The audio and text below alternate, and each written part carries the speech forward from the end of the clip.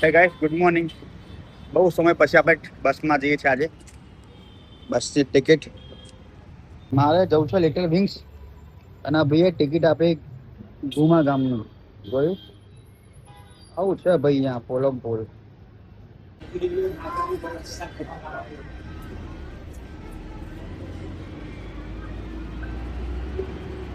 હું ઉતરી ગયો છું લિટલ વિંગ્સ BRTS સ્ટોપ.